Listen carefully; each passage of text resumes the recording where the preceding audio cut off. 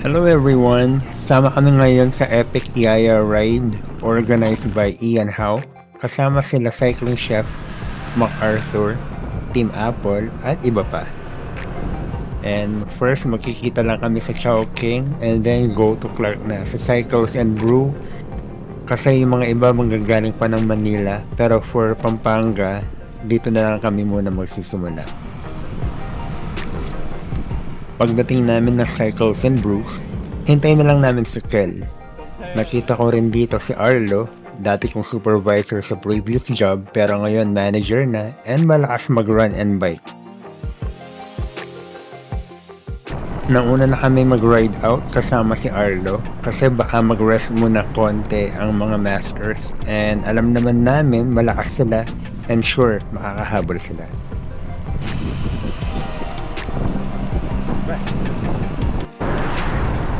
Dito sa Sacobia New Bridge ang papunta sa NCC and nakaprepare na kami sa mga akyat at lusong.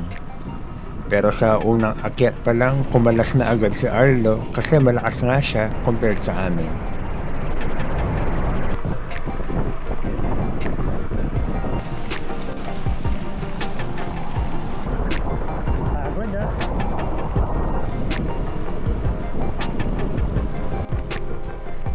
Ito ang pinakamahabang ahon before magmainang overpass and ito na rin ang pinakamahirap para sa amin.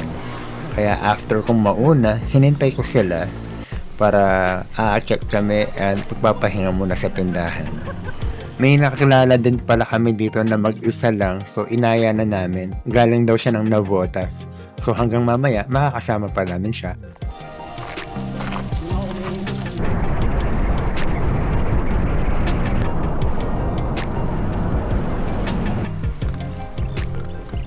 Masarap lumusong at challenging pa rin ang mga ahon. Pero natuwa naman ako na humihinto lang ako pag naaabot ko na ang mga tuktok ng mga ahon.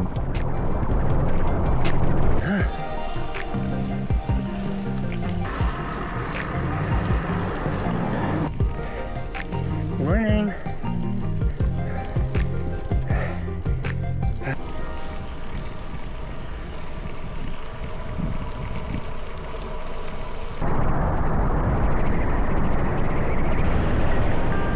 After ng mga ahon at lusong, mahaba pa rin ang daan papuntang NCC at walang silong habang tirik ng araw na nakakadagdag ng pagod sa amin. Kaya dapat lagi kang umiinom.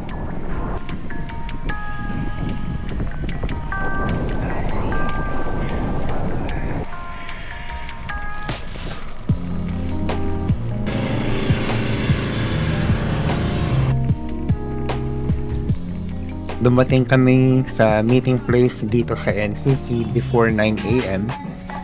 Papahinga lang and rehydrate lang kami dito habang hinihintay namin ang mga idol namin.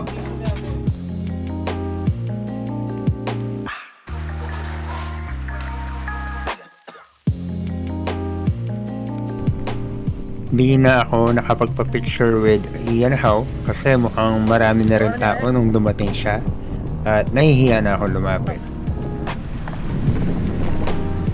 Pabalik na kami ng Clark dito and dumaan kami sa Capas National Shrine pero hindi na kami pumasok.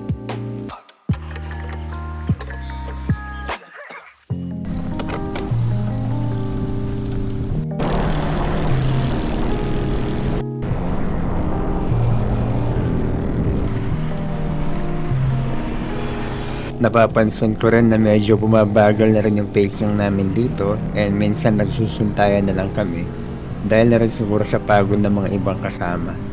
So pagpasok namin ng Clark, hanap na lang kami ng pagkain agad before umuwi. Ayun lang, salamat sa mga kasama ko and salamat sa mga nag-organize ng ride na to. Sana hindi ito ang last. Until next time, ingat kayo.